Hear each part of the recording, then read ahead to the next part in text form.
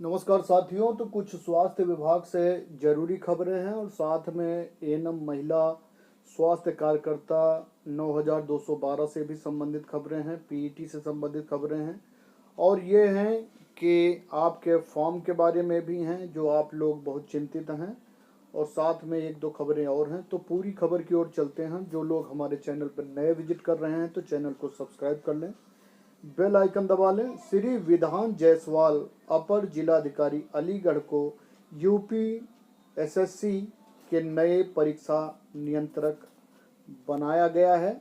और दूसरी बात कि अब आपका रिजल्ट जो है लगभग 5 से 10 जुलाई के आसपास आएगा, क्योंकि देखिए अब नई ज्वाइनिंग होगी, वो सारी चीज़ें समझेंगे तो उसमें थोड़ा सा समय लगेगा।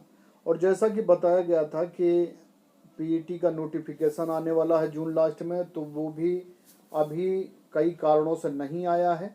और जैसे ही पीईटी का नोटिफिकेशन आएगा तो जिन लोगों ने पिछली बार पीटी की परीक्षा नहीं दी थी उनसे निवेदन है कि इस बार जरूर पीटी की परीक्षा का फॉर्म भरें, तैयारी करें और एग्ज़ाम दें।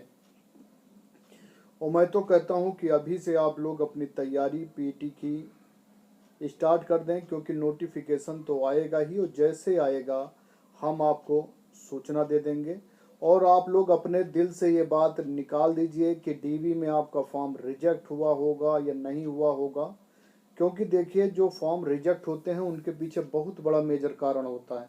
आपकी मार्कशीट फर्जी हो, जाति प्रमाण पत्र फर्जी हो। जब कोई चीज़ फर्जी होते हैं, कोई गलत सूचनाएं दी जाती हैं, कोई मिथ्या जानकारी दी जाती है कि आप पता चला दूसरे प्रदेश के हैं, आपने निवास प्रमाण पत्र उत्तर प्रदेश का बना लिया है, आप जनरल के हैं, आपने ओबीसी दिखा दिया है, तो इन सब चीज़ों से या आपने फर्जी मार्कशीटें लगा दी, तो उस स्थिति में आपके फॉर्म रिजेक्ट होते हैं। छोटी मोटी जानकारी, छोटी मोटी कमियां, जैसे निवास 5 तारीख के बाद का है, 5 जनवरी के बाद का, या आप मान लीजिए मध्य प्रदेश के हैं, यूपी में शादी हुई है, उसका जाति प्रमाण पत्र है, या पिता की जगह पति का लगा रखा है, तो इन कारणों, इन चीज़ों में यदि आपके ऊपर एक्शन लिया भी जाएगा तो आपको जो छूट आपको जाति के आधार पर मिलनी है या निवास के आधार पर मिलनी है वो नहीं मिलेगी, वो आपको जनरल में रख दिया जाएगा।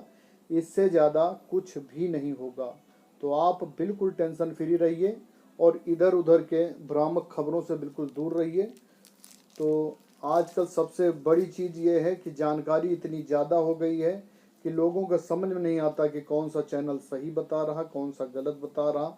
और तो और पेपर में भी और यूट्यूब पे भी पिछली बार ये हुआ था, पीटी परीक्षा नहीं दी जाएगी, बिना पीटी परीक्षा के एएनएम एग्ज़ाम होगा। इतना इसको लोगों ने अच्छे ढंग से अप्लाई किया कि आज हज़ारों लोगों ने पीटी की परीक्षा नहीं दी, और आज वो लोग बेचारे दुखी हैं। और इसके पीछे कहीं ना कहीं यूट्यूबर और जो नेतागण हैं और अखबार, सबकी तरफ से गलतियां हुई हैं। तो इस बार मैं सभी से निवेदन करूंगा कि पीटी जरूर भर दें। और चलते हैं आगे की खबर की ओर। तो साथियों, जैसा कि आपको पता है कि मैं एक्टिंग भी करता हूं और मैंने एक नया चैनल बनाया है जिसमें आपको शॉर्ट मूवीज़, एल्बम और स्टोरीज मिलेंगी। तो वो चैनल है प्रभाकर फिल्म्स के नाम से। निवेदन है कि आप वो चैनल ज़रूर सब्सक्राइब कर लें। बहुत बहुत धन्यवाद। शुरू होगा कौशल विकास पर कोर्स और मिलेंगे प्रमाण पत्र। नेशनल पीजी में एनईपी के तहत शुरू होगी शुरुआत। 3 से 6 महीने की अवधि। स्वास्थ्य विभाग में कर्मचारी नेताओं के स्थानांतरण को लेकर छिड़ी रार। विभाग ने जारी किया आदेश, सिर्फ एक बार मिलेगा पदाधिकारी होने का लाभ। Uttar Pradesh medical and public health ministerial association ने शासन से की हस्तक्षेप की मांग। और ये जॉब अलर्ट है, इसमें देख लीजिए आप कुछ वैकेंसीज हैं, जैसे एनआईई में भर्ती निकली हुई, फाइनेंशियल कंट्रोलर, असिस्टेंट इत्यादि पदों पर मौका है। और इसमें जो पात्रताएं हैं, मान्यता प्राप्त विश्वविद्यालय से सीए, सीएस, एमबीए, एसएएस व अन्य निर्धारित पात्रताएं व कार्य करने का अनुभव होना चाहिए। और इसकी वेबसाइट है nielitgovernment.in।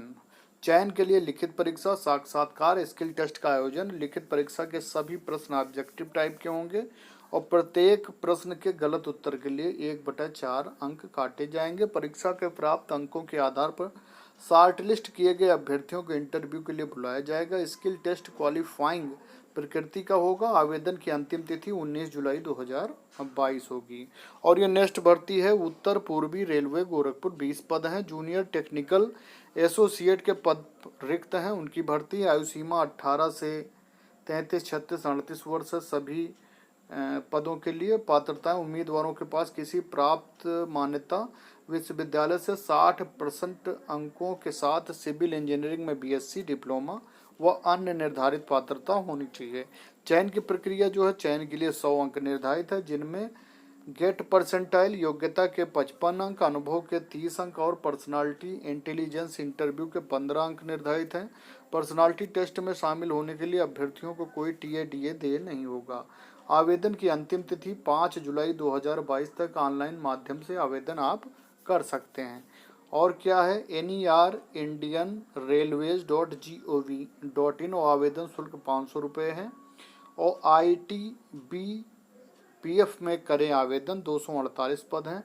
हेड कांस्टेबल के विभिन्न पदों पर विज्ञापन जारी हो गया। न्यूनतम 18 वर्ष और अधिकतम 25-35 वर्ष। आयु की गणना 1 जनवरी 2022 के अनुसार की जाएगी। और पात्रताएं, उम्मीदवार मान्यता प्राप्त बोर्ड से 12वीं उत्तीर्ण हो। उसके अलावा अभ्यर्थियों के पास कंप्यूटर पर अंग्रेजी व 35 शब्द प्रति मिनट व हिंदी में 30 शब्द प्रति मिनट टाइपिंग स्पीड होनी चाहिए। चयन फिजिकल एफिशिएंसी टेस्ट और फिजिकल स्टैंडर्ड टेस्ट, लिखित परीक्षा, स्किल टेस्ट, डॉक्यूमेंट वेरिफिकेशन और मेडिकल टेस्ट के आधार पर होगा।